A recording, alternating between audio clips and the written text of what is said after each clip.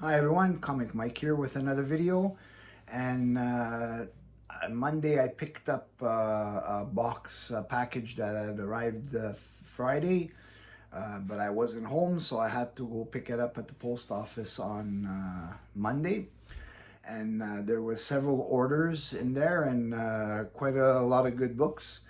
Some of them are, I'm not going to show them right away because they're horror related, and I'm gonna save them more towards as it gets closer to Halloween. I have some more horror books coming in, so I just want to, when we get closer to Halloween, I want to be able to do a few videos with some Halloween style books. I'm gonna do the same thing when Christmas is coming.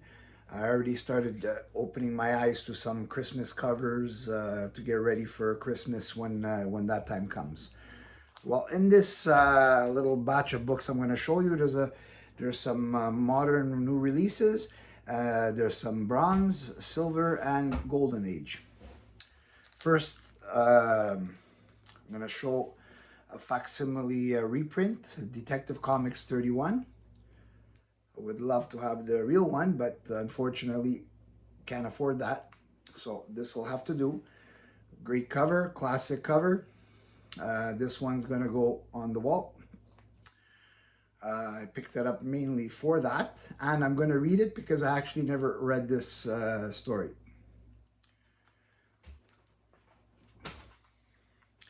Next, this is I don't know anything about this title. The cover, I got drawn in by the cover. It's called Tales of the Shadow Man, #1, variant G. Calero Connecting Full Art. I mean, this is the Virgin variant where there's no writing. Just look at that awesome cover.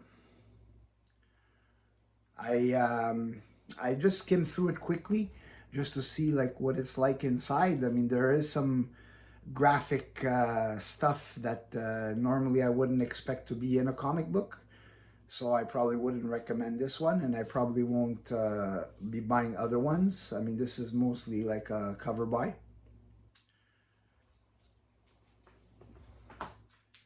Because, I mean, if you're buying comic books for me, there is a limit to what I'd like to see.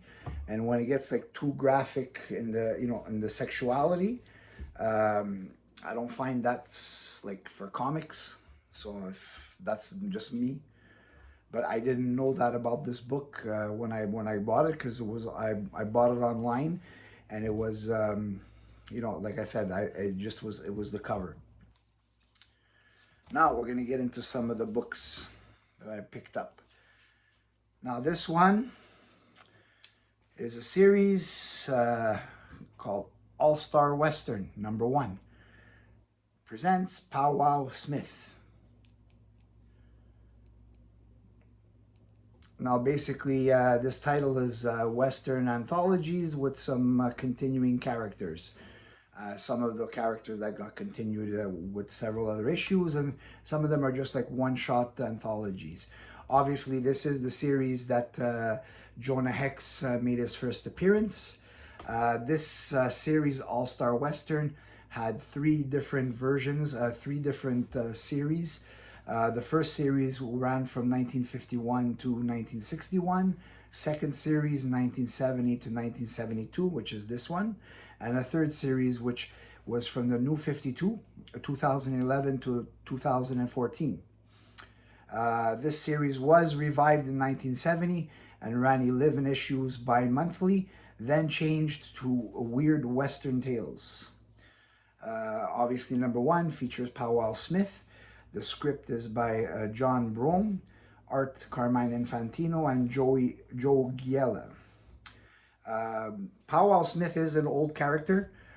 He first appeared in Detective Comics 151, September of 1949. He was in a lot of the backup stories of Detective Comics. So, because I remember when I used to have a lot of the old Detective Comics, there was always like a backup story with Powwow Smith. Powwow Smith was created by writer Don Cameron. He was a sheriff in a small western town of Elkhorn, where he was known as a master detective. I guess that's also a reason why they would be putting him in Detective Comics, because he was like a detective. Really cool cover. Happy to have this #1 to my collection. Next, this is a first for me. This is my first romance comic. I never really got into any of them. I saw this one, really high grade. It's not an expensive title. It's called Dream of Love 1958 IW. This is a reprint. This is a reprint of the Dream Book of Love, but it's really high grade. I'd probably put it like in a 859 range. So I figured, why not? I didn't pay a lot for it. I think I paid $35. I don't know if I overpaid or underpaid, but still, for $35, a 1958 high grade first edition, I'll do it. Another #1 to add to my collection. Now, the next one. This one, when I first saw it, I'm like, wow, I have to have this. Bugs Bunny, one of my favorite cartoon characters growing up. Looney Tunes was a big part of my Saturday morning cartoons. I loved the Looney Tunes, and Bugs Bunny was my favorite character of all the Looney Tune characters. This one is 4-color 142, and this one is from 1947. Cover by Tom McKinnison. Now this one is really, really nice cover. I mean, you got a bit of like horror into it. You got a bondage. Not something that you wouldn't normally see, I think, in a Bugs Bunny cartoon, comic book. Maybe because 1940s, pre-code. So I guess things like this would have passed. But I'm pretty sure that this probably wouldn't have passed later on after the code. But still, when I saw it, I had to have it. And this one also has a certificate of authenticity. This certificate of authenticity here is basically this COA verifies that the comic book accompanying it and pictured above is from the personal collection of John Biernat, the esteemed proprietor of Dragon Lady Paper Nostalgia, founded in Toronto in 1978. Now,